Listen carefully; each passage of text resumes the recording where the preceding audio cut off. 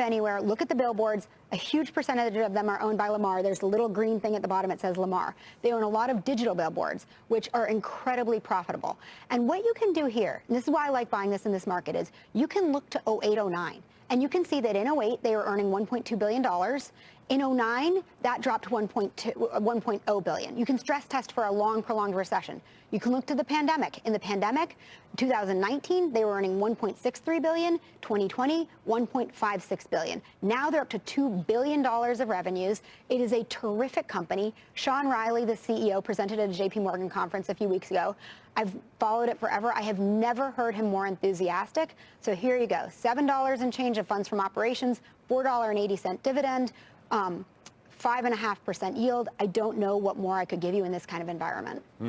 I don't either. I mean, it sounds to me like you're trying to make a recession-proof case without making a recession-proof case. It's pretty awesome. And one of the reasons it came back so much was, remember, Snap had that nasty announcement a few weeks ago? It tanked on that. And what I think happens is this gets swept up with everything. It's considered an advertising company. It's considered exposure to the consumer. But it's really different. It's just a different dynamic. It's a different kind of advertising. So this is where you dig in, you look at the company specifics, and you find a gem.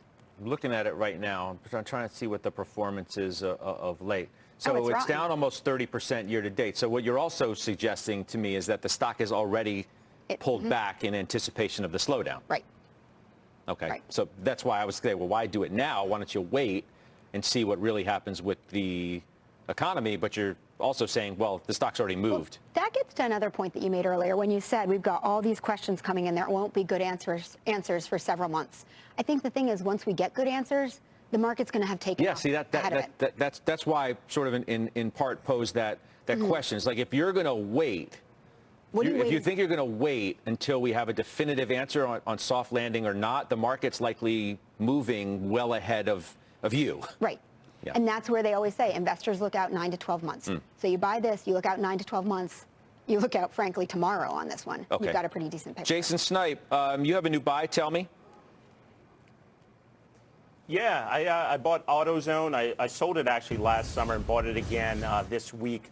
Honestly, I think what I'm looking at as an aging car fleet out there, average age of a car is 12 years. And if we're looking at the consumer and the consumer pushback on pricing, auto pricing, we looked at auto sales last month, which was a big miss there. So I think whether you're putting masking tape on these cars or doing whatever you need to do to keep them on the road, I think AutoZone is a good play here. And they're continuing to grow in the commercial space, trading at 17 times forward. I like this name here. All right, good stuff. Bitcoin losing more than half of its value this year. Today, there is a report that one big fund is under some serious pressure. We're going down to Miami next for the very latest. Our own Kate Rooney doing some investigative reporting on that. We're back on the half right after this.